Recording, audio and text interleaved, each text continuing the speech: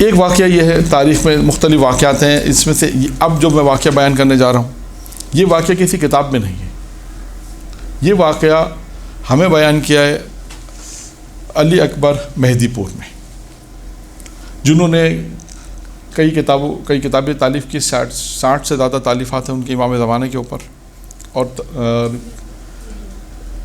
امام زمانے کے اوپر انہوں نے بہت زیادہ کام کیا ہے، کتابیں بہت لکھی ہیں اور تحقیقات بہت کی ہیں، کم میں ہوتے ہیں۔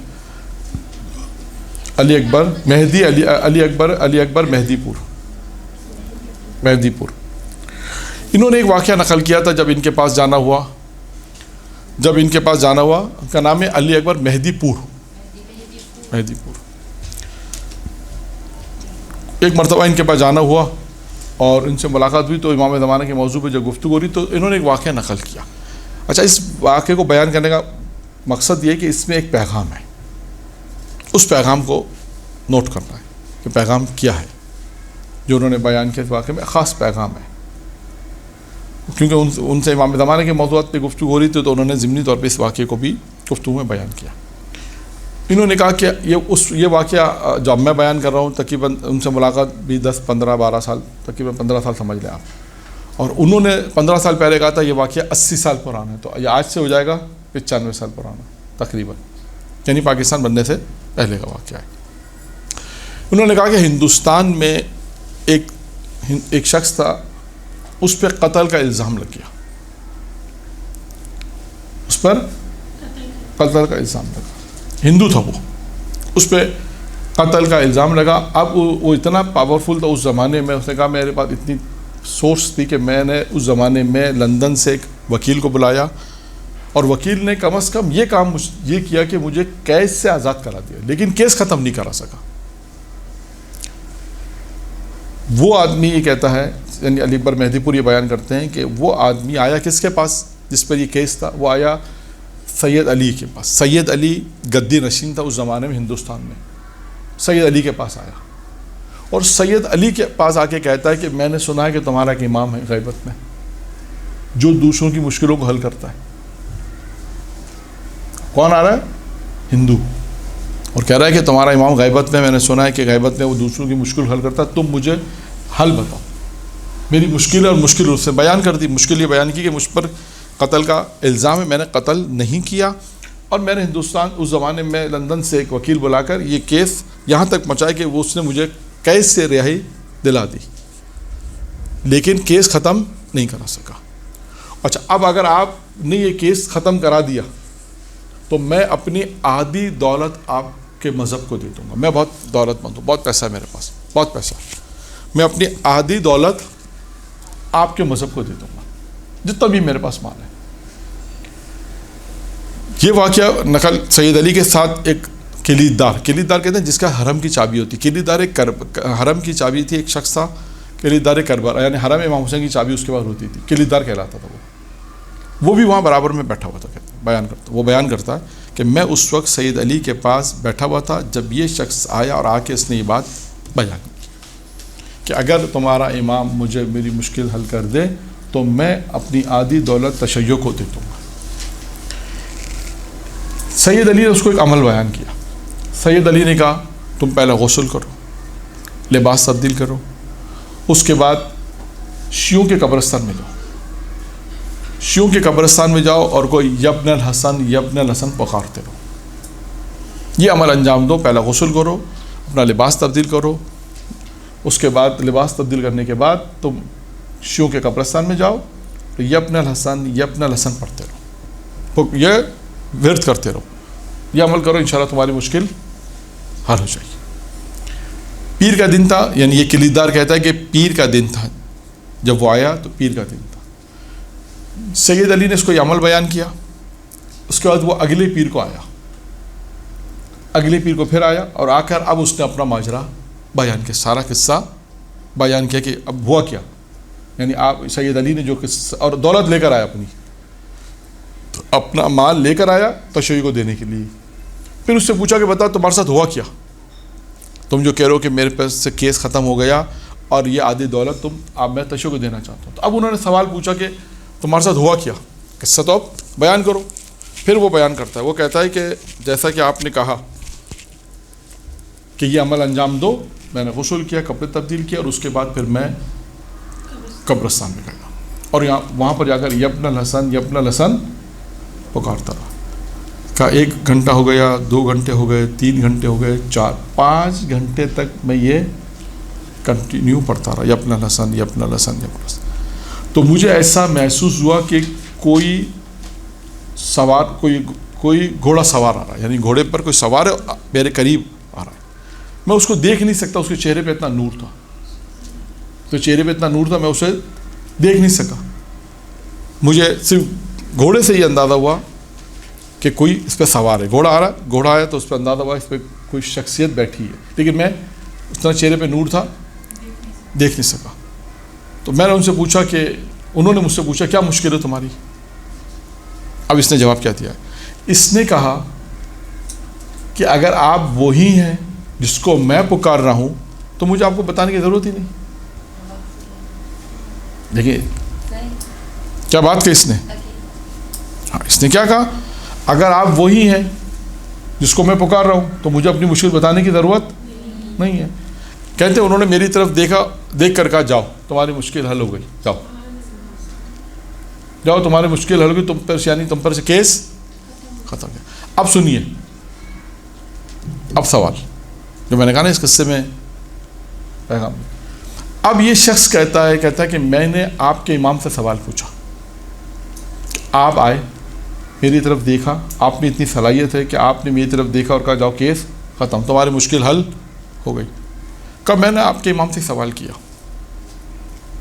کہ ہندوستان میں اتنے لوگ مشکلات میں، آپ ان کی مدد کیوں نہیں کرتے؟ اگر آج فرض کریں، اگر ہم بیان کریں تو کیا بیان کریں گے کہ پاکستان میں اتنے مشکلات، اتنے مومنین ان کی مشکل حل کیوں نہیں کرتے؟ تو اس نے کیا کہا، سنیں اب امام نے جواب کیا دیا۔ تو اس نے کہا کہ میں نے آپ کے امام سے سوال یہ کیا کہ ہندوستان میں اتنے لوگ ہیں، آپ میری مشکل کے لیے آ گئے، آپ ان کی مشکل کے لیے کیوں نہیں آتے؟ تو کہتے ہیں آپ کے امام نے جواب کیا دیا؟ کہا آپ کے امام نے ایک جواب دیا، آپ کے امام نے کہا کہ جس طرح تم نے پکارا وہ پکارتے ہیں، یہ ہے پکارنا امام کو اس طرح، یہ جواب دیا۔ اس کے بعد اس نے کہا کہ یہ آدھی دولت میں آپ کو دینا چاہتا ہوں، میرا مسئلہ حل ہو گیا۔ تو اب اس کے بعد سید علی بیان کرتے ہیں، سید علی کے ساتھ جو کلیدار ہے، سید علی نے کہا کہ ہمیں تمہاری دولت کی ضرورت نہیں ہے، شیعت کو تمہاری دولت کی ضرورت نہیں، ٹھیک ہے مشکل حل ہو گئی، اپنی دولت واپس لے جاؤ۔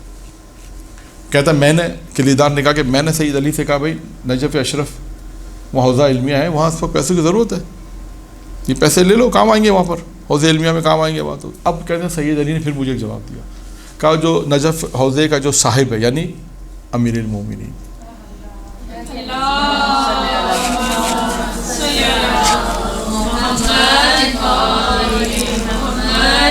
کہ جو اس کا صاحب ہے حوضہ علمیہ کا جو صاحب ہے، کہا اس کا جو صاحب ہے یعنی امیر المومنین کا، وہ اس کی مشکل حل کر دے گا، ہمیں اس کی مدد کی ضرورت نہیں۔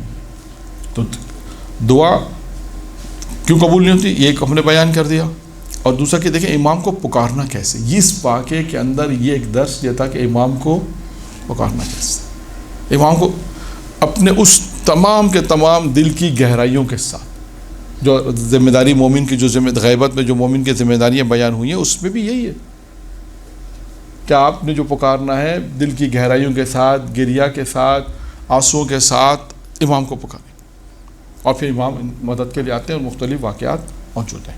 تو ایک یہ واقعہ امام زمانہ کے حوالے سے کہ امام کو کس طرح پکارنا چاہیے، ان تمام شرائط کے ساتھ، گریہ کے ساتھ، دل کی گہرائیوں کے ساتھ، جس ہم جملہ کہتے ہیں نا، دل کی گہرائیوں کے ساتھ انسان پکارے، اور انسان جس حالت میں پکارے گا پھر آپ دیکھیں کہ امام انشاءاللہ مشکلات حل کرتے ہیں۔ اچھا، اب تاریخ میں ایک واقعہ اور ملتا ہے، وہ شخصیت ہے کہ جس نے یہ کہا، کیا جملہ کہا کہ مجھے وقت کا امام مجتہد کہہ دے۔ ہاں، وہ کون ہے؟ نہیں، ہاں جی، دیکھیے نجف میں جب وہ وقت آیا کہ اس وقت نجف میں ایک آیت اللہ تھے، ان کا نام تھا شیخ محمد حسن صاحب جواہر. جواہر ایک کتاب کا نام ہے، فقہ پہ کتاب لکھے، تقریباً 40 سے اوپر جلدیں ہیں ان کو. جواہر فقہ پہ کتاب ہے جواہر، تو ان کو کہتے تھے صاحب جواہر کہتے تھے. شیخ محمد حسن کا جب انتقال ہوا تو اس وقت حوض علمیہ کی جو حوض علمیہ کے جو بڑا نام تھا وہ تھا شیخ مرتضیٰ انصاری.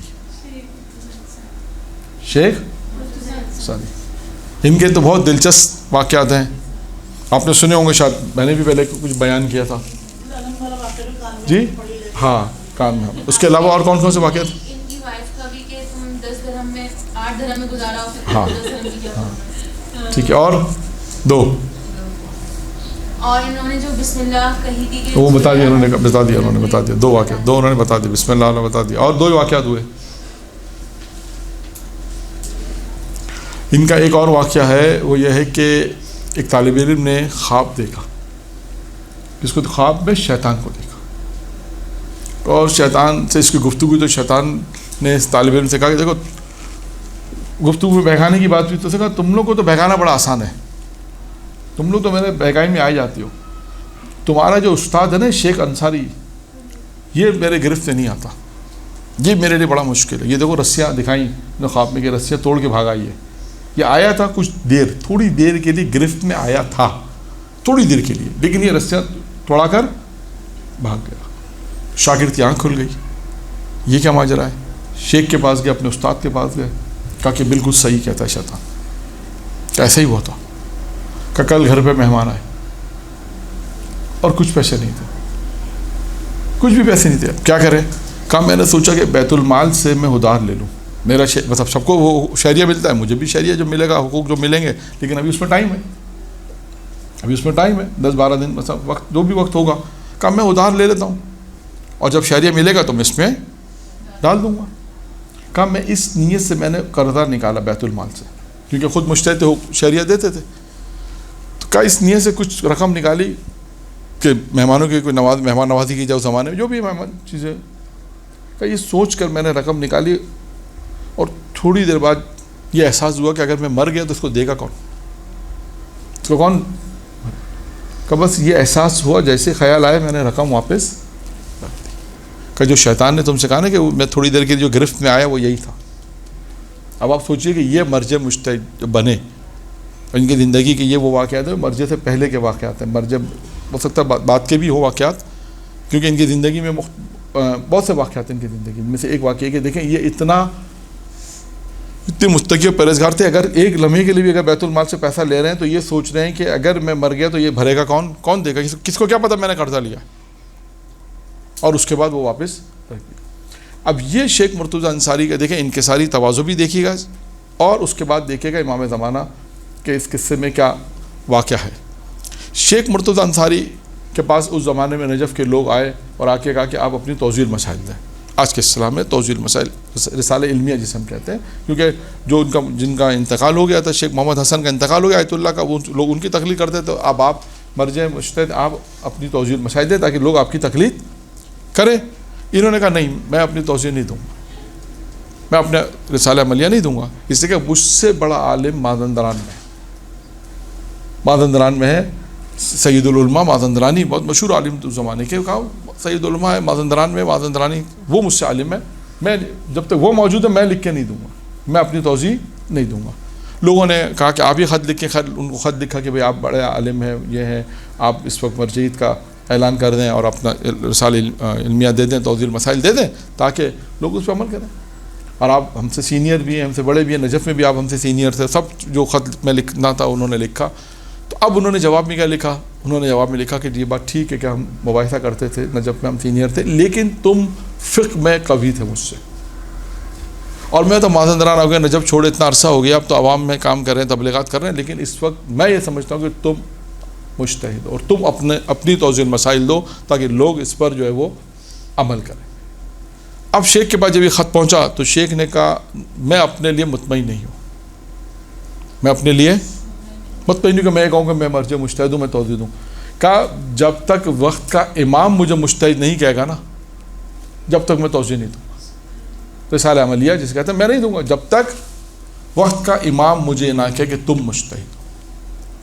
اب آپ سوچیے، دیکھیے کتنا بڑا انہوں نے اظہار کیا کہ امام مجھے، وقت کا امام مجھے کہے کہ یہ کام تم یعنی مجھے یہ کہے کہ بھائی تم مجتہد، مجھے یہ کہے مجتہد ہیں تو میں اپنے رسالہ آپ کو دے دوں گا، توضیح المسائل۔ یہ بات انہوں نے کہہ دی۔ کہنے کے بعد کچھ عرصے بعد شیخ بیان کرتے ہیں، یعنی لوگ بیان کرتے ہیں، واقعہ لکھا ہے کہ ہم لوگ بیٹھے تھے کہ ایک شخصیت وارد ہوئی، اور آ کر انہوں نے شیخ سے ایک سوال کیا۔ سوال کیا کیا؟ سوال یہ کیا کہ یہ بتائیے، ایک عورت کا شوہر اگر مسخ ہو جائے، یعنی حیوان، یعنی انسان سے حیوان میں تبدیل ہو جائے، تو وہ عورت کیا کرے گی؟ اس کا کیا حکم ہے؟ وہ عورت کا کیا حکم ہے؟ تو انہوں نے کہا کہ پہلی بات تو یہ ہے کہ ہمارے جتنا میں نے پڑھا ہے اس میں اس قسم کا کوئی مسئلہ ہی نہیں ہے، یہ ہے ہی نہیں۔ جتنا میں نے پڑھا، جتنا میں نے مطالعہ کیا، اس میں اس قسم کی بات ہے ہی نہیں۔ انہوں نے کہا نہیں، فرض کرو اگر کوئی ایسا مسئلہ پیش آئے تو تمہارا اجتہاد کیا کہتا ہے؟ یعنی اگر ہم آج آپ کو سمجھائیں تو وہ امامی وہ شخصیت نے آگے جو سوال کیا تھا، فرض کرو تمہارا اگر ایسا فرض ہو جائے تو تمہارا اجتہاد کیا کہتا ہے؟ تم پھر کیا کہتے ہو؟ تم نے اب وہ کہتے ہیں، اب وہ جواب کیا دیتے ہیں؟ جواب نے کہا دیکھیے، مسخ ہونا دو طرح سے ہوتا ہے، یہ ایک حیوانات میں تبدیل ہو جائے گا، یا ایک جماعت، یعنی درخت بن جائے گا، پہاڑ بن جائے گا، یعنی کہ انسان درخت بن گیا، پہاڑ بن گیا، یا ایک یہ کہ انسان حیوانات بن جائے گا۔ دو طرح سے ہوگا۔ اگر یہ عورت کا شوہر پہلی قسم میں، جماعت کی قسم میں پتھر بن گیا یا درخت بن گیا، تو یہ جو ہے کیا، یہ کون سے، یہ جو ہے وہ عورت جو ہے، وہ عورت وفات کا عدہ رکھے گی، یعنی شوہر مر گیا کیونکہ ان پتھروں میں روح نہیں ہوتی، وہ اس کا مطلب اس کا یہ عورت وفات کا عدت رکھے، جو مدت وفات کی جو مدت ہے وہ عدت پوری کرے، اور اس کے بعد وہ آزاد ہو جائے، دوسرا شوہر کر سکتی۔ کہتے ہیں اگر اس کا شوہر مسخ ہوا ہے لیکن وہ حیوانات میں مسخ ہوا، حیوانات میں روح ہوتی ہے، اس کا مطلب ہے کہ وہ طلاق کی جو مدت ہے، طلاق کے بعد جو عدت رکھنی پڑتی ہے، وہ عدت رکھے، اور اس کے بعد وہ عدت کے بعد وہ آزاد ہو جائے اور دوسرا شوہر کر سکتی ہے۔ کہتے ہیں جب یہ جواب دیا تو آنے والے شخص نے کہا انت المجتہد، 3 دفعہ اس لفظ کی تکرار کی، انت المجتہد، یعنی تم مجتہد ہو، تم مجتہد ہو، تم مجتہد ہو۔ اچھا، اب یہ گفتگو ہو ہی رہی تھی کہ اتنی دیر میں نے کہا یہ کون تھا؟ شیخ بیان کرتے ہیں کہ دیکھا تو وہ شخصیت غائب ہو گئی، شاگردوں کو بھیجا، دیکھو کون ہے، دیکھا کوئی بھی نہیں ہے۔ پھر انہیں اس بات کا، جب یہ جملے سنے 3 مرتبہ، تم مجتہد ہو، تم مجتہد ہو، اس بات کا اطمینان ہوا کہ وقت کا امام آیا تھا، اور آنے کے بعد امام نے یہ کہا کہ تم مجتہد ہو کہا۔ اس کے بعد شیخ انصاری نے اپنا جو رسالہ عملیہ جو تھا، جسے ہم توضیح المسائل کہتے ہیں، تکرار کر رہا ہوں اس لیے کہ توضیح المسائل جسے اردو میں ہم توضیح المسائل کہتے ہیں، وہ توضیح المسائل جو ہے انہوں نے دی، اور اس کے بعد لوگوں نے اس پہ ان کی تقلید شروع کی۔ تو دیکھیں کہ اب یہ ان 2 سے واقعات میں نے آپ کے سامنے امام کے سے مربوط واقعات 2 پیش کیے۔ ایک میں کیا ہے کہ امام کو پکارنا کس طرح چاہیے، 1 2 یعنی انہوں نے اپنے آپ میں یہ معیار رکھا اپنے اندر کہ بھائی وقت کا امام آئے گا، مجھے مجتہد کہہ تو میں توضیح دوں، یعنی اپنے آپ کو اس مقام پہ سمجھا جو بھی سمجھا، یعنی انہوں نے ایک معیار بیان کیا کہ ہم امام سے اگر چاہیں تو یہ بھی، اگر ہم چاہیں، اگر انسان اتنا پاک و پاکیزہ ہے، اتنا عمل کر رہا ہے، وہ کہے کہ مجھے آج کی اصلاح، اگر آج ہم اپنے آپ کو یوں کہیں کہ امام ہمیں سند دے دیں، یہ سند ہی ہے نا امام کی، امام نے کہا تو مجتہد ہو۔ تو آج اگر انسان میں اتنی صلاحیت ہے، اتنا عمل پاکیزہ ہے، اتنی اپنی روح کو پاکیزہ کیا ہے، اس طرح کہ ہم یہ کہہ سکیں بھائی امام آپ ہمیں سند دیں کسی چیز کی،